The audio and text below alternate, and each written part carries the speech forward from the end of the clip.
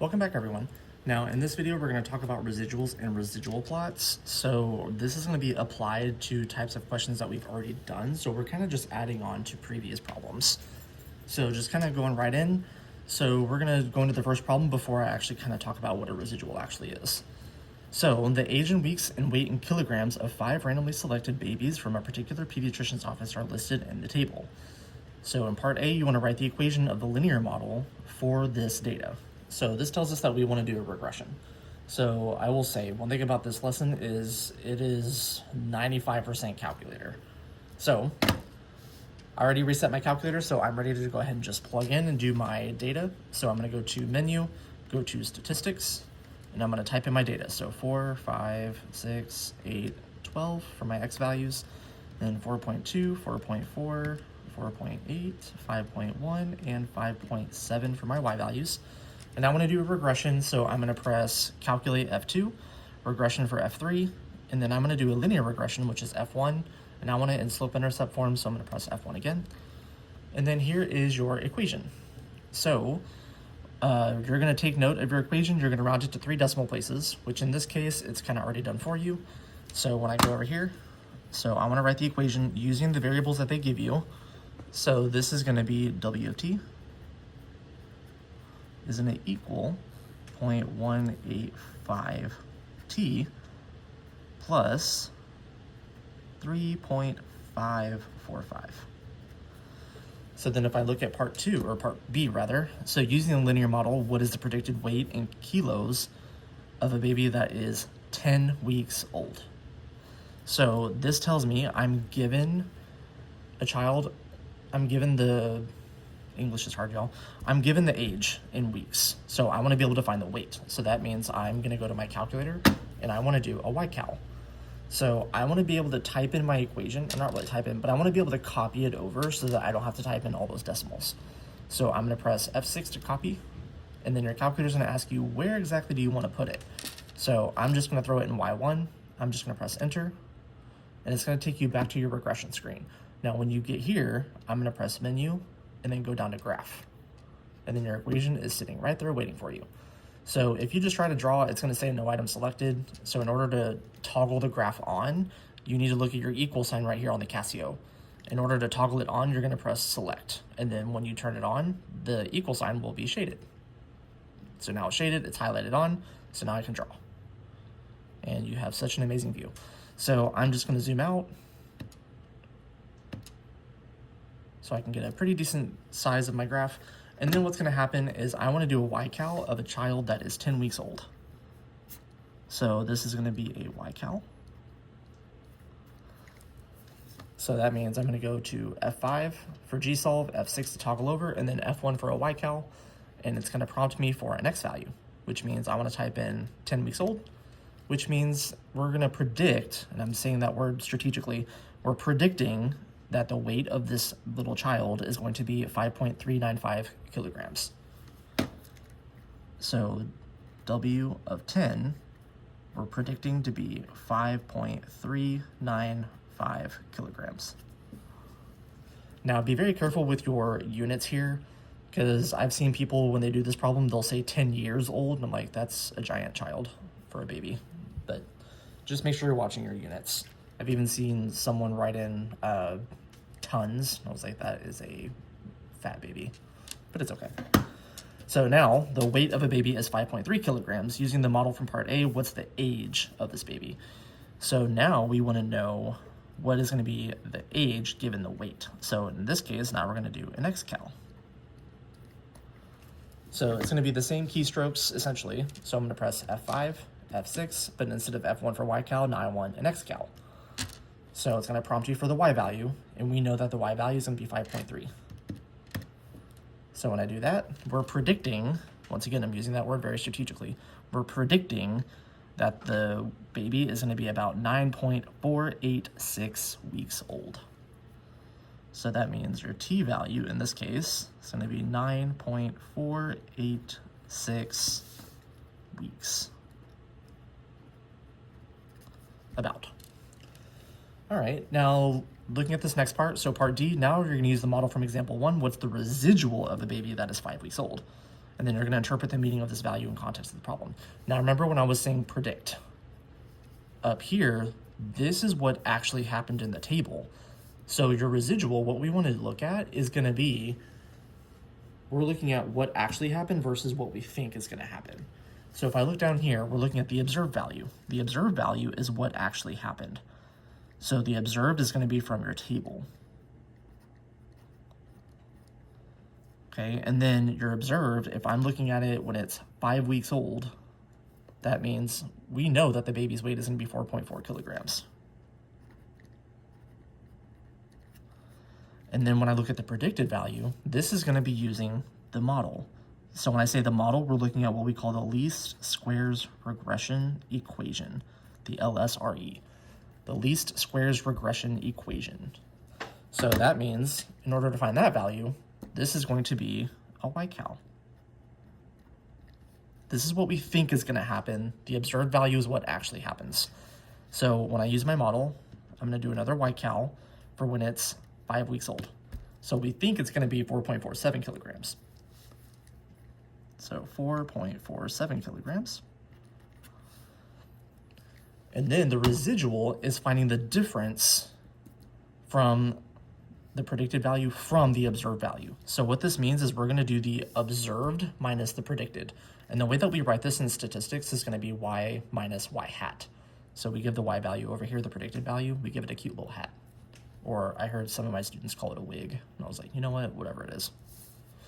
So over here, for the residual, we're going to do y minus y hat.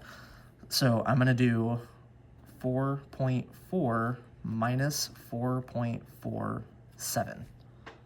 And then that's going to give us a residual of negative 0.07 kilograms.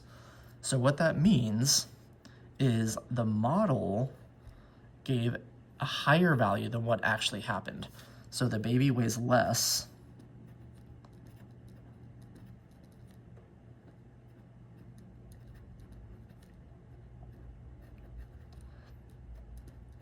than what was predicted. So because it weighs less, we overestimated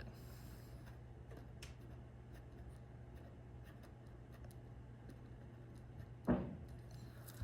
Okay, so with that, now looking at the next part, so using the model found in example 1, a baby that was 7.5 weeks old has a residual of negative 0.7 kilograms. Now be very careful here because a lot of students mess this up. This is negative 0.7 kilograms. This is not related to the previous problem where the residual is negative 0.07 kilograms. These are separate values. So we're using a new value. So what is the actual weight of a 7.5 week old baby? So remember, we're going to say the residual is going to be equal to the observed minus the predicted. Now be very careful when you're writing out residual. You cannot say R equals. And I say that because R in statistics is your correlation coefficient. So you can't say that that's going to be representative of your residual. So for residual, I like to just write out the word residual just so that there's no interpretation or misinterpretation, rather. So we know that we're going to have a residual of negative 0.7, so I'm going to plug in. And then I want to know the actual weight, which means we want to solve for the observed. And then at 7.5 weeks, I need to find what we predict that about, what we predict that baby to weigh. So I'm going to do W of 7.5, and that means I'm going to do a y-cal over here. So I'm going to do gsolve F6 y-cal 7 for 7.5, and that's going to give me 4.9325.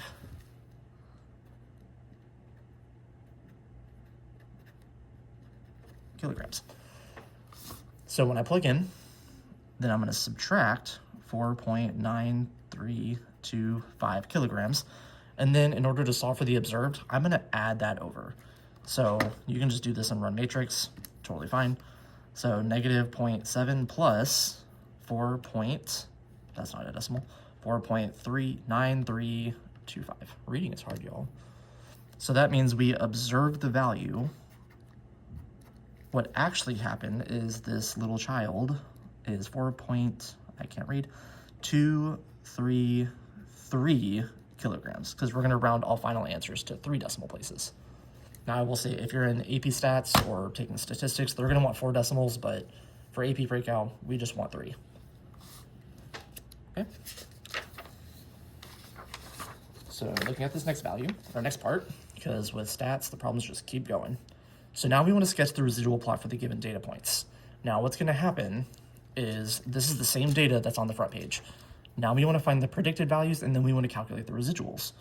So the predicted values, hopefully as you remember, these are going to come from a y-cal. Now your residuals, I'm going to make these populate in list 3 on the calculator. So remember, we typed in the x values, or your t values rather, in list 1, and then the y values, which is w of t, the weight, we typed those in list 2. So I'm going to make my calculator populate the residuals for me, because I don't think you want to do row 2 minus row 3 to get row 4. I don't think you want to do that 5 different times, let alone if we have more data points. Your calculator will do all this for you. So what I did is I also typed up all the steps. So if you want to either pause, take a picture of these, write these down, it's up to you. But I'm going to be following these steps pretty closely. All right, so if you get lost, you can kind of go back to the steps. So the first thing is, on your calculator, we actually need to be able to turn the residuals on. By default, they're going to be turned off. So what I'm going to do is I'm going to go to menu, and go over to statistics. So I need to adjust the settings in statistics. So to adjust the settings, what I'm going to do is I'm going to go to the setup, meaning I want to do shift menu to go to the setup. So shift menu, and then I'm going to go down to my residual list, which is the second option. So I'm going to scroll down here. By default, it's turned off. It's going to say none. So I'm going to go to list, and it's going to ask you which list do you want your residuals to populate in. So it's really up to you on what list you put them in. I'm going to put them in list 3 so that I don't have to scroll over to Narnia to find out what they are. And then press exit. And then what a lot of people say is, I just turned them on. Where are my residuals? Well, when you get here, you have to rerun your regression in order for the residuals to populate. So meaning I'm going to do calculate, regression, linear regression. There's your equation. You don't have to recopy it over, but I just did. And then I'm going to press exit, and then here's your residuals. So when you get here, all your values here, you can just copy and paste them or write them in row 4 down here. Okay, so down here, what I'm going to do, try to get to where you can see my calculator while I write them. So for my residual, I'm going to have negative 0.085, and then we have negative 0.07, and then we have 0.145, then 0.075, and then negative 0.065. So those would be all your residuals. Now, I kind of skipped over doing the y-cal part, but we'll go back and do that real quick. So I'm going to go to menu, go back down to graph, turn my equation on, press draw, and then I'm going to do a bunch of y-cals so I can get the predicted value. So at 4 weeks, 4.285.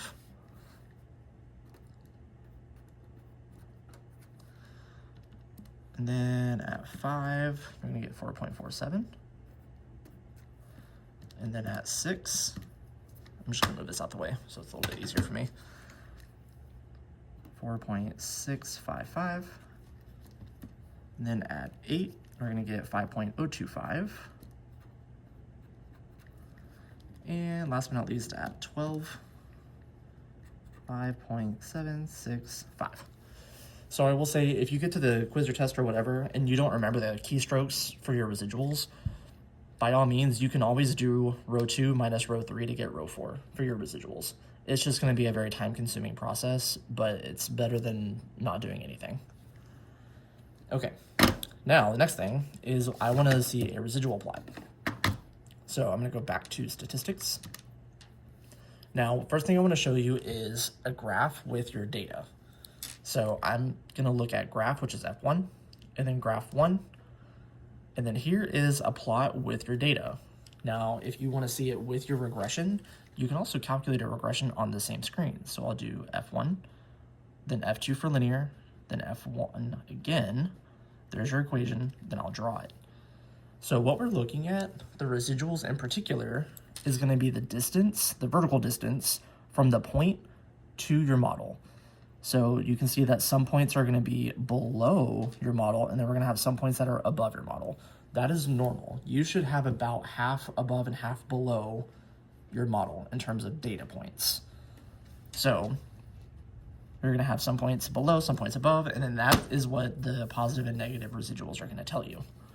So if I'm looking at the observed minus the predicted, the observed value, if it's below, we're going to get a negative. If it's above, that's going to give you the positive.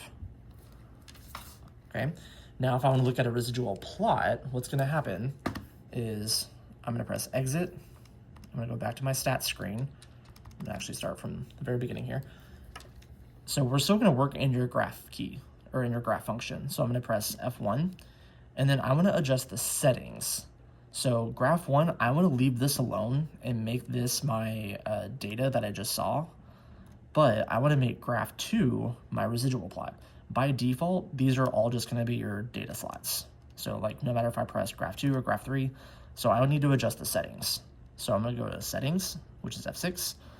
Stat graph 1, I'm going to leave it alone. I want stat graph 1 to be my data points, but I want to adjust stat graph 2. So I'm going to press F2, and then it should say stat graph 2 at the top. Now over here, I want my X list to be list 1, which is my T values, but I want my Y list to be my residuals. So I'm going to come down here, and I'm going to press list, and then I'm going to change it to my residual list, which in this case is list 3. And then if you want to be super extra, you can change what the residual on the graph is going to look like if you want to change the shape.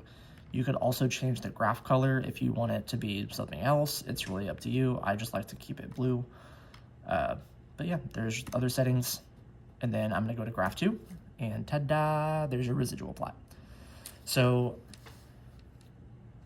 I can't speak for every year that we do this, but I will say for now, which of course take this with a grain of salt, don't take my word for it every single year, I'm not going to make you hand draw these. So if you want to, on your iPads, or even if you're at home, you can use your phone. If you want to just take a picture of your calculator screen, and then you can import or embed it on your digital file of your notes or homework, I'm totally fine with that. But I do ask that it is your calculator screen and not Desmos, because remember, you're going to use calculators on our tests. Okay. So another note that I keep forgetting to mention things. So another note to mention is that your residual plot, it should look essentially like a dartboard. It should be completely random. So if it follows a pattern, we're going to get to that in a little bit, but if it follows a pattern, that's not a good thing. So your residual plot,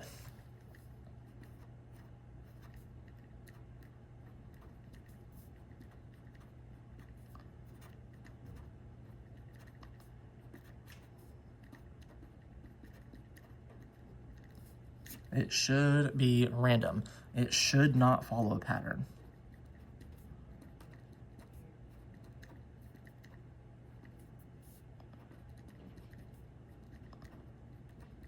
Now, when I say follow a pattern, I mean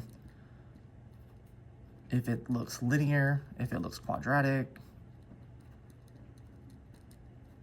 etc., etc. All right, so now we're going to look below.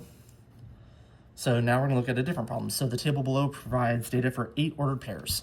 So first off, which function type best models the data, linear, quadratic, cubic, or rational, and explain your answer using the characteristics from the data in the table. Now, a few things I'm going to start off with, which once again, just to reiterate, I'm not going to say this for every single year, but at least for right now, we're not going to do cubic or rational. I'm going to replace these with exponential and logarithmic. So first thing I want to do is I want to plug in my data so I can see what kind of equation we're going to use. So I'm going to go back to the very beginning at statistics, and I want to delete this data. So you can just press delete and it'll get rid of the data, or you can type over it. It's really up to you. I'm also going to get rid of all the residuals. So over here in list 1, we're going to type in the x values. So 0, 0.4, 0.9, 1.2, 1.7, 2.2, 2.9, 3.4, and then 5, 10.6, 15.4, 17.1, 18, 16.5, 10.2, and 2.8. All right, so you only have to turn the residual plot on once, so it's already done, but just in case you reset, or if you did not reset or whatever, so to adjust those settings, you're gonna go to Shift, Menu. My residual list is already gonna populate in list 3, so I'm good. So now I'm ready to run my regression. However, I need to know what type of regression to run. So I'm gonna press Graph to get a set, or to get a glimpse of what my data looks like. So this looks pretty quadratic. So over here, I know this is gonna be quadratic. And then for the reasoning, look at it. So I really did not mean to explain your reasoning on this type of question, because look at it. I'm not gonna make you explain that. So now we wanna write a regression of the regression model for the data. So I wanna run a quadratic regression. So on the same screen, I can calculate. I'm gonna do quadratic. So here is my equation. So this is gonna be y equals negative 4.883x squared plus 15.958 x plus 4.996. So that would be rounded to 3 decimals, but of course, like when we're doing statistics, we want to keep as many decimal places as possible. Okay, so what's gonna happen is I'm going to draw my equation.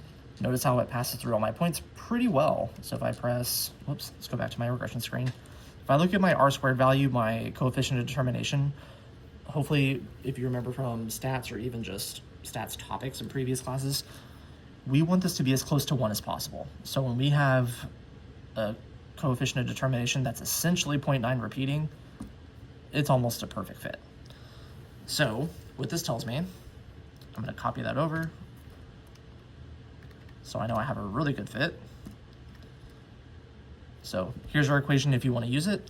But now I want to come down here to predicted and residuals. So based on time, I don't want to sit here and just do 20,000 y-cals. I'm going to let you guys do that on your own. I'm just going to go ahead and jump right down to the residuals. So on the residuals, I'm going to press exit. I'm going to go back to statistics. And here are my residual values. So this is where it can get a little dicey. When you see e to a negative exponent, that means we're gonna move the decimal to the left that many times. So you also need to be very careful when you're rounding, because we wanna round these values to 3 decimals. So if I want 4.358 to the negative times 10 to the negative 3rd power, then I'm gonna move this over and we're gonna have 0.004. So 0.004. And then the next one, so times 10 to the negative 3. So this is going to be 0.002. And then now if you look here, still times 10 to the negative 3. So it's going to be negative 0.0025, which is going to round to negative 0.003.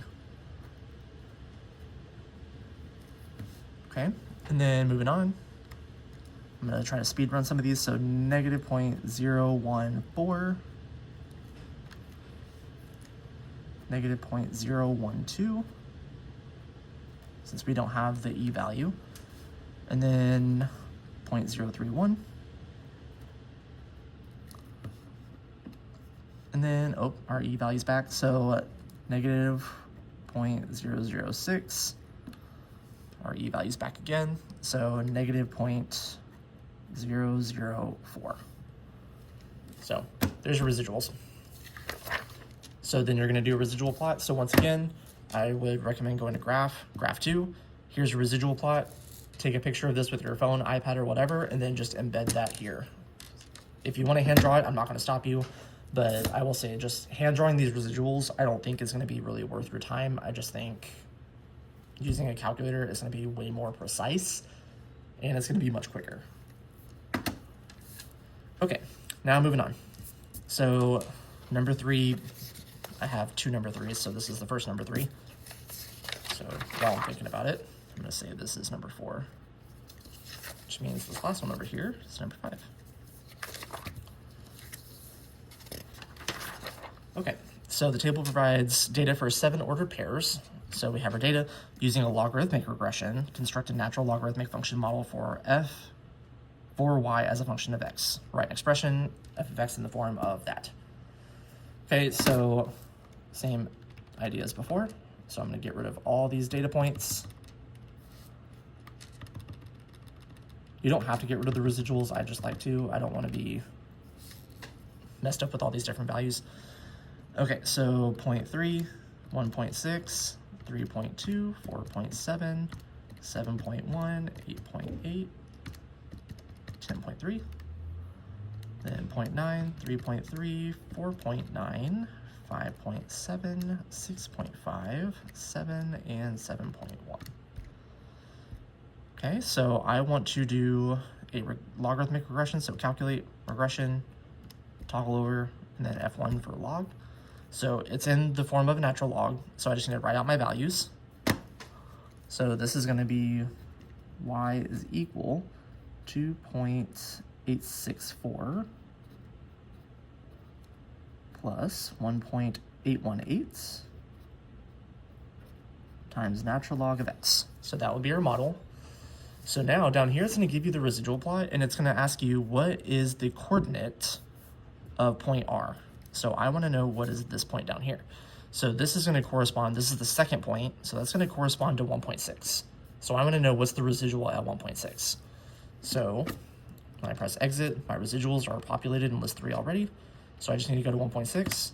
So my residual here is going to be negative 0.418. So this would be the coordinate 1.6, comma, negative 0.418. And then it's going to ask you, does the residual for point R indicate the model F underestimates or overestimates the value of y at this x value? And then use the residual value to explain your reasoning. So over here, if I look at my graph, so here's my data, then I want to actually do a logarithmic regression on that same screen. So I'm looking at that second data point. So I know this is kind of hard to see. Oh, please don't be blurry. Okay, anyways. So if you look at the second point, the model predicts higher than the actual observed data point. So what this means is the model was an over-approximate. So anytime you see the model is higher than the point, that's going to be an overestimate. If the model is below the point, so like for this point over here, so like for 8.8, then that means the model was an underestimate. So in this case, what's going to happen? So our residual is negative, so we're going to have an overestimate.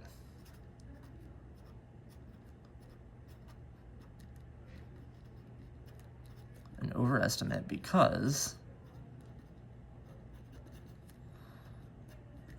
the observed value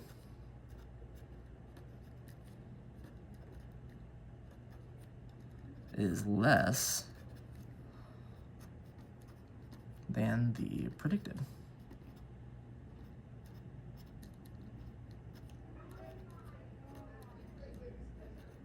So I will say this is what AP is going to want. This is really the wording that we're going to want to use anytime we have that overestimate or underestimate question, because they really want to know, they really want you to use observed and predicted in that sentence. That way you can understand why it's an overestimate. So just to kind of follow up with it, it's also because we have a negative residual.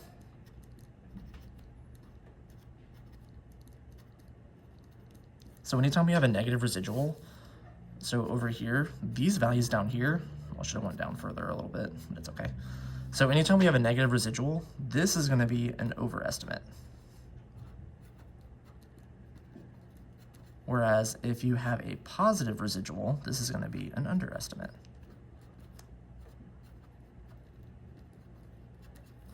So hopefully having this with your residual plot, hopefully it's going to help you a little bit more with these types of problems. Okay, so number 4. So given the table below, sketch the residual plots that correspond to each of the function models listed. So before we even look at the regressions, I would invite you to look at the table to see what's happening. Look to see what type of pattern, if it's going to be like an add, multiply, add second difference, anything like that. So if I look, we're going from 1 to 2 to 3 to 4 to 5. That's add plus 1. But then the y values were going from 500 to 250 to 125 to 125 to over 2 to 125 over 4. That is going to be multiplying by 1/2. So if we have an add multiply, that tells me it's going to be exponential. So right off the bat, I already know that we're going to look at an exponential function here, but I want to look at the residual plots, and I want to justify why exponential is going to be the best fit based on the residual plots. Now, just to kind of give you a recap, we're going to reference back to the residual plots should be random. If you see any pattern form, that's what tells you it's not a good fit. So I'm going to look at this data here. So I'm going to press exit, go back to statistics. I'm going to delete all this data. It's kind of annoying doing it 20,000 times, not going to lie. So over here, so 1, 2, 3, 4, 5, and then 500, 250, 125. And then what's nice about the Casios, I don't remember if the TIs do this, unfortunately. So if I were to type in 125 divided by 2, like if I want to type in a fraction, you can just press enter and it'll automatically do that value for you. So then 125 divided by 4, then we also have the 31.25. So if I graph, there's my data. It's pretty exponential from what I can tell. So if I were to calculate and do a linear regression and draw it, it's not the best fit. It could be used for some data points, but it's not ideal. So then if I go back and do graph 2 and look at the residual plot, notice how the residual plot has a very smooth curve. So this is what I would screenshot here, and then you would paste right here. So I'm going to kind of, it'll work. So we can see kind of a smooth curve here. So that tells me that linear is not going to be a good fit. So does it follow a pattern? Yes. Would it be a good model to fit? No. Now, if I look at quadratic, same idea. So I'm going to graph 1. I'm going to try to do a quadratic and then draw it on there. So quadratic's actually a pretty good fit for a good amount of these points. So if I go back to my regression screen, your coefficient of determination, it's almost 1. So it's actually a decent fit. It's not bad. So let's look at the residual plot. So if I do graph 2, so your residual plot is going to kind of oscillate. So some people say that this is a pattern. Some people say it's not a pattern, that it's just random enough, but it's going to kind of follow that. I would say don't connect them. I'm just kind of showing you the pattern that shows between these, but I would not connect them. So in terms of does the residual plot follow a pattern and would it be a good fit for the data above, I'm actually going to skip this part for now, and then we're just going to move on to exponential and logarithmic. So once again, screenshot, paste. All right, now for exponential. So graph 1, there's your data, calculate, look for exponential. So F2. So if you look at your coefficient of determination, your R squared value, it's equal to 1. That's a perfect fit. So if I draw, we're going to pass through all of our data points. That's exactly what we want.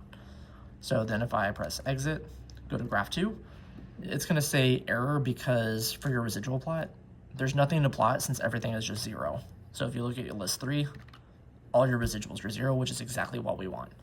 So if I were to plot this on a residual plot, even though your calculator says no thank you, if all your residuals are 0, it would just be these points right here on the x-axis. So does it follow a pattern? No, because there really isn't a residual plot. So would it be a good fit? Yes. But this is really because all residuals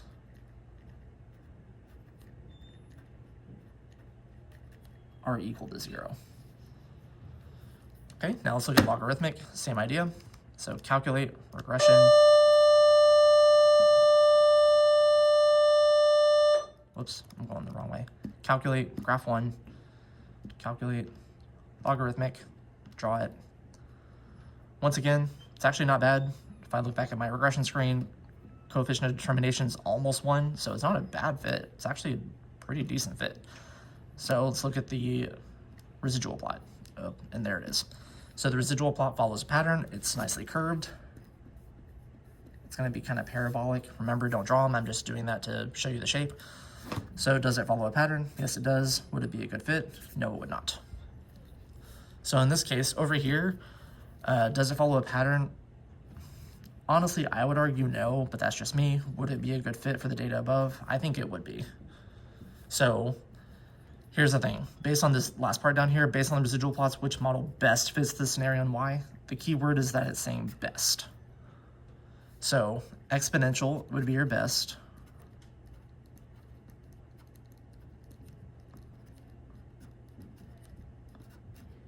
Is the best, I can't write, best fit because all residuals are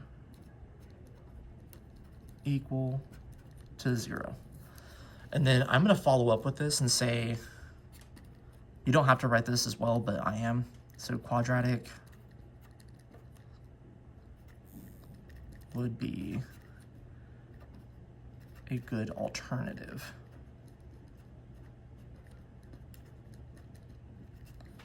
So for some reason, if exponential wasn't viable, then we would go to quadratic. Okay, number 5.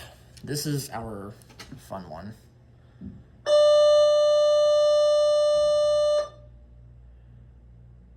All right. So, a former powerlifter decides that they want to get back into their gym routine after taking a break for a few years. The workout regimen was designed to increase the maximum bench press they could do. After 3 weeks, which is T equals 3, the powerlifter's maximum lifted weight is 238 pounds.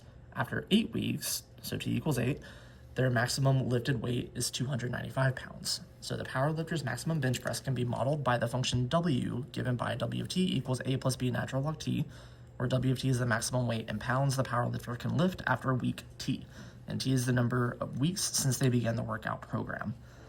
So this is more like what your AP question could be modeled after. It's got 6 parts. So it's going to have part 1, and then it's going to have 2 parts for here.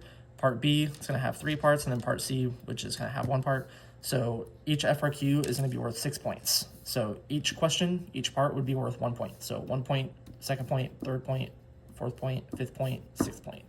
You either get the point or you don't. There's very little room for partial. So this is going to be modeled after FRQ number 2 for the AP test, which this is going to allow a calculator. So we incorporated residuals into this problem. So they could throw in residuals on these, they may not, but we really don't know. So use the given data to write 2 equations that can be used to find the values for constants A and B and the expression for W of T. So remember, we're going to start off with a model. So W of T. So this is weight with regards to time, and that's going to be A plus B natural log T. But when I plug in the 2 data points, so after 3 weeks, they could lift 238. So I'm going to say A plus B natural log of 3 is going to equal 138. And then for the second equation, A plus B natural log of 8 is going to equal 295. So now we want to find the actual values of A and B as decimal approximations. So I don't want to run out of room, so I'm going to do this on a separate page. So find the values for A and B. So I'm going to have A plus B natural log 3 equals 138. And then A plus B natural log of 8 is going to equal 295. All right, so in this case, I want to set up my equations so that I could do a system. So I'm going to subtract. So A minus A is going to eliminate.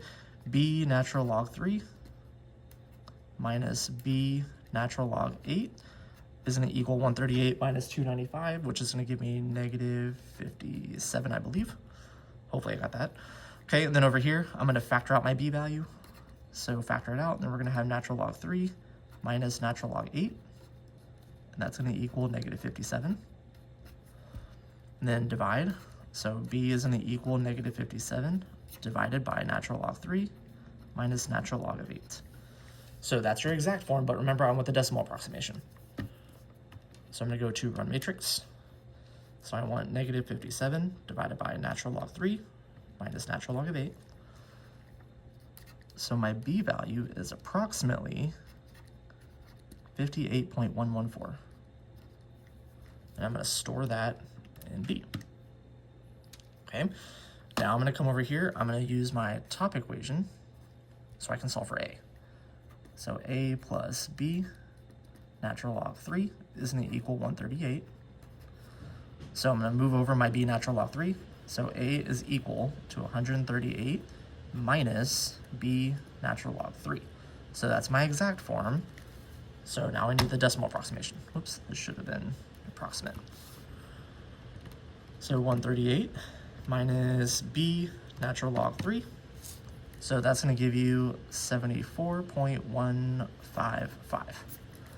So that A and B value, that's going to be your answer for part B right here, or the second part. So I'm going to say A is approximately 74.155, and then B is approximately 58.114. All right, so now, using the given data, find the average rate of change of the powerlifter's maximum weight lifted in pounds per week from T equals 3 to T equals 8. Express your answer as a decimal approximation, and then show the computations that lead to your answer.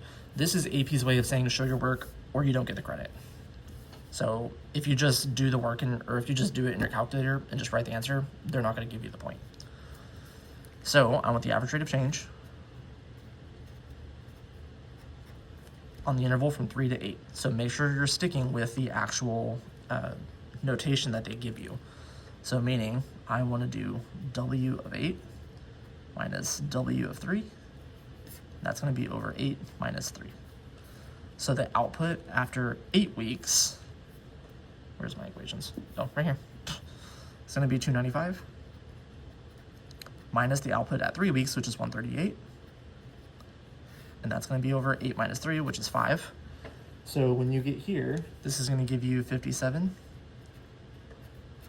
over 5, which is going to be equal to 11.4, I believe. So 57 divided by 5. Ta-da, 11.4. So I'm going to say the AROC is going to be equal to 11.4. So interpret the meaning of your answer from part 1. So this means that we're going to be able to, or the power lifter is going to be able to lift on average about 11.4 pounds per week.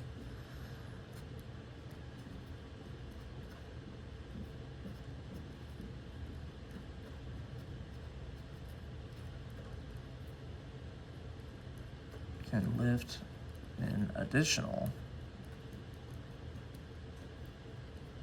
I can't spell, additional 11.4 pounds per week.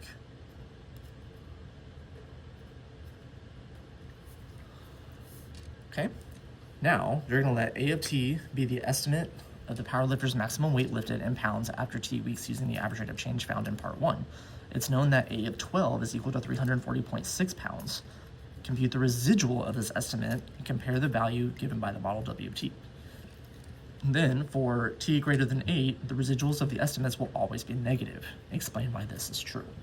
So what's going to happen here is I want to find, using the model, so we have an observed value, which is at 12 weeks, we know it's going to be 340.6 pounds. I want to use the model to make a predicted value. Or no, this is predicted. Sorry. Okay, so now I'm going to go to graph. Did I store my values? Let me double check. Aha, I did not store that value.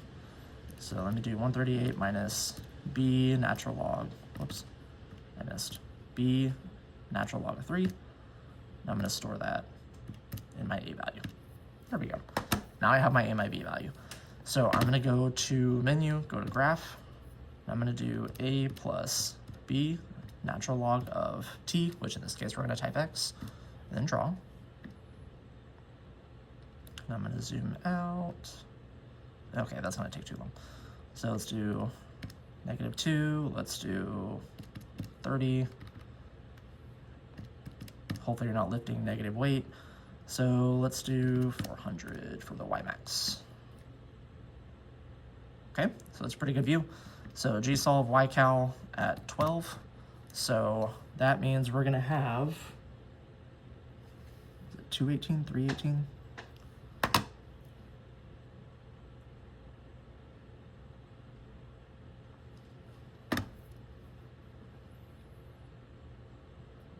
Originally I got 318, but now I'm getting 218. Let me double check. A plus B. Sorry, y'all, let me double check my values just right quick. Oops, my A value is showing something else.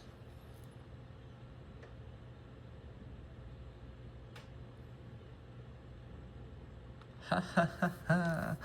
Oh, Lord have mercy, that should be 238, because I can't read. That's why. Oh, Lord. Okay. So sorry, y'all. This should be 174. But the B value is fine. Okay. Oof, I'm so sorry, y'all. Everything else is fine. Okay, so let's see. I'll need to be able to restore this. Where is my A value? So to restore, I'm going to do 238 minus my B value, which is perfectly fine, natural log of 3. There we go. That's supposed to be my A value. Store that in my A value. I just can't count. So sorry, y'all. It's like I knew something looked weird. Okay, so now let's rerun this graph. There we go. So now if I do a y cal at 12, there we go, 318. It's like I knew something looked weird. Okay. So if I do W of t, or sorry, W of 12, that's going to give us 318.563. Okay, and then I'm going to compute the residual. So the residual is going to be the observed minus the predicted. So when I do my observed minus predicted, this is what actually happened. So the residual is going to be 318.563, and we're going to subtract 340.6. So that means my residual, we're going to do 318.563 minus 340.6, which is going to give us a residual of negative 22.037.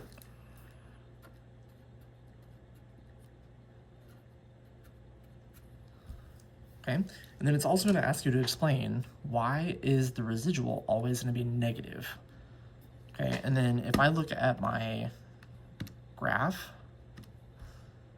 I actually want to show the average rate of change equation. So what I'm going to do is, let me show the average rate of change. So I'm going to use one of my points, which I'm going to use 3,238, which make sure I actually write this out correctly. So I'm going to use point slope form. So y minus y1 is m parentheses x minus x1. So I'm going to do y minus 238. And that's going to equal my slope, which is 11.4, and then x minus 3. So when I plug it in on my equation, I'm going to have 11.4 parentheses x minus 3 plus 238. So when I plug in, so 11.4 parentheses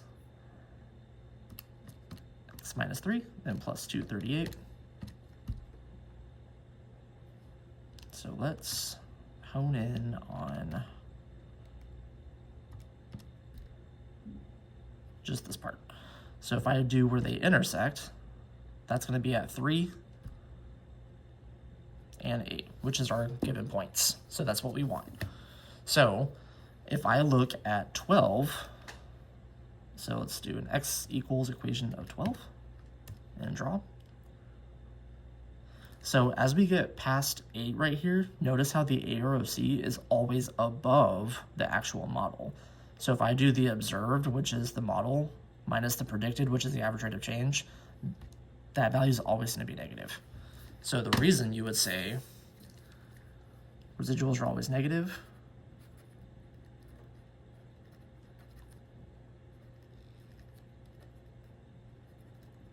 always be negative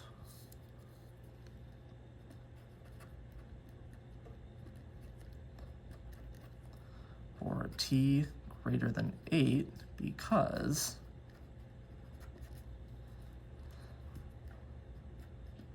the observed value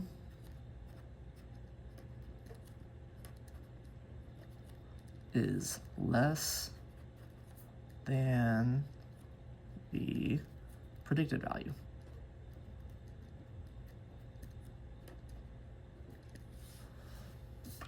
Okay, and then part C, this is the fun one. All right, so the powerlifter decides that they should use model W to make predictions about their maximum weight lifted beyond week 8, as long as the difference in predicted maximum weight lifted between model W of T and the model A of T does not exceed 40 pounds. For how many weeks should the powerlifter use model W of T? And give a reason for your answer. So with this one, we're going to start off with just what a residual is. So a residual, as you hopefully remember, is going to be the observed minus the predicted. So the observed value, what actually happened is going to be the logarithmic model. The predicted value is going to be the average rate of change. So I know the observed value to be the logarithmic model. So I'm going to say the observed is going to be representative of y equals a plus b natural log of x, or t, I guess, in this case. Write t. Okay, and then your predicted value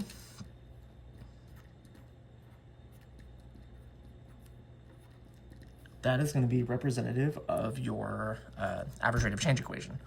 So in this case, that's going to be the equation y equals 11.4 parentheses x minus 3, and then plus 238. Make sure I write that number correctly this time. So sorry about that, y'all. I know that's frustrating to deal with. All right, so the residual, I'm going to do the observed minus the predicted. So the residual equation is going to be equal to the observed, so a plus b natural log of t, minus the predicted, so minus 11.4 parentheses x minus 3 plus 238. And then I want the residual to be under 40 pounds. Now remember, a residual can be positive or negative. So I want the residual to be between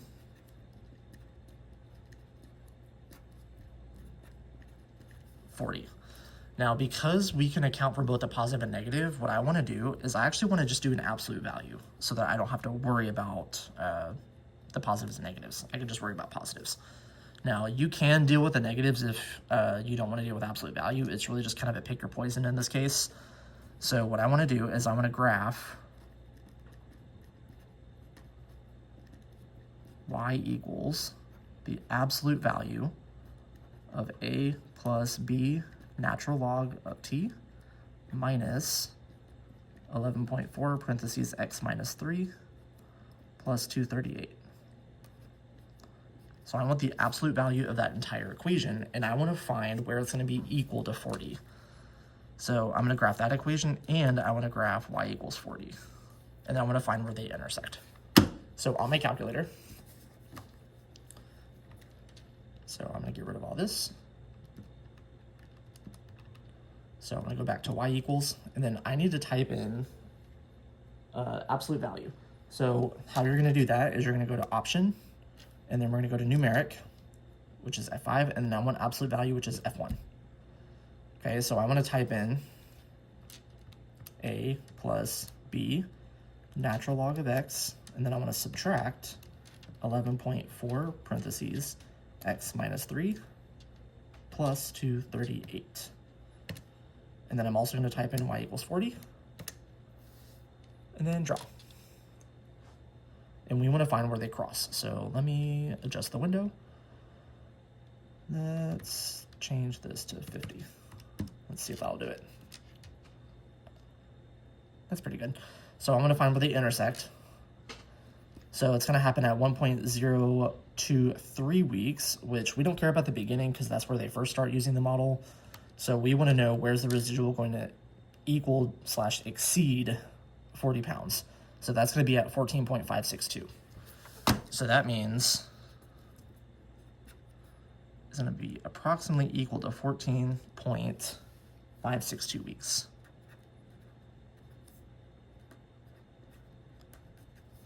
Okay, so at the beginning, they're fine, but then they're going to use it for 14 additional weeks. So in total,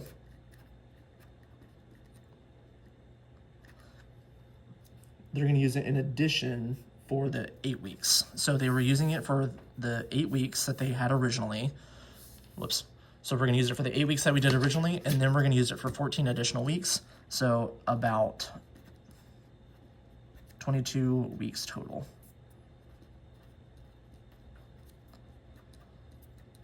Now, keep in mind, they may ask you for just how many additional weeks, which would be about 14.5, or they may ask you how many total weeks should I use this model. So the 14.562 or the 22 could be justifiable answers for what we're looking for.